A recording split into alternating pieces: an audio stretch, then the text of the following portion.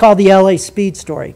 And it was just a story about one day it was really cool being SR-71 pilot. Walter and I were doing a training mission around the United States where you just were building up hours and time. And we take off out of Beale, hit a tanker in Idaho, rip on up to Montana, zip across Denver, hang a right turn in Albuquerque, out over Los Angeles, up to Seattle, back into Sacramento, 2 hours, 21 minutes. And you just do that then you do it backwards, and you hit a tanker or two. It was just to gain crew coordination, build your hours. We're on our last training mission. We're over Tucson. I can see downtown LA from Tucson. We're at 89,000 feet. I can see the whole western United States bathed in a warm October fall glow. I can see the chain of Rocky Mountains from Canada to New Mexico. I could just see the most beautiful picture laid at my feet, and the air as smooth as glass. Not a gauge moving in the cockpit. It was perfect. Now I'm thinking, we bad. And I feel sorry for Walter because he has to monitor 5 radios in the back seat, so I flipped the switch up just to listen. And LA Center is they control all, when you fly Southwest Air, the guys controlling everybody. But we're above controlled airspace. So they have us on their scope, but they're not talking to us. Now there's controllers all over the country. Jacksonville Center, Chicago Center, Seattle Center, you know. It's the same guy. They all talk the same. And it's really cool the way they talk because they make you feel important as a pilot. They don't just say, yeah, okay, here's your thing. They make you feel really cool. So sure enough, this was pre-GPS days. Some Cessna guy has to know his ground speed. LA Center, Cessna, November Tango Alpha. You got a ground speed readout for us? Now Center would like to say, who cares, get off free. But no, he'll talk to him like he's John Glenn. Cessna November Alpha, we show you 90 knots, 90 knots on the ground. And they do that sing-song voice. That's how they talk.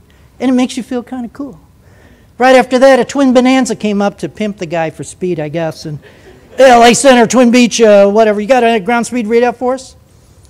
And Center likes it. God, it's Friday. Why me, God? Please, just get off free. But he's going to talk to him like he's Air Force One. Twin Beach, we show you 120, 20 knots on the ground. And right after that, a Navy F-18 out of Lemoore popped up on frequency. And you knew it was a Navy guy because he talked really slick on the radio. Center, Dusty 5-2 speed check. And I'm thinking, wait a minute. Dusty 5-2 has a ground speed indicator in that $1 million F-18 cockpit. It's right there in the heads-up display. Why is he calling Center to broadcast his speed? I get it.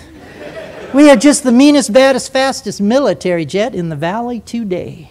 We're taking our little Hornet jet over Mount Whitney and ripping across Death Valley. We want everyone from Fresno to the coast to know what real speed is.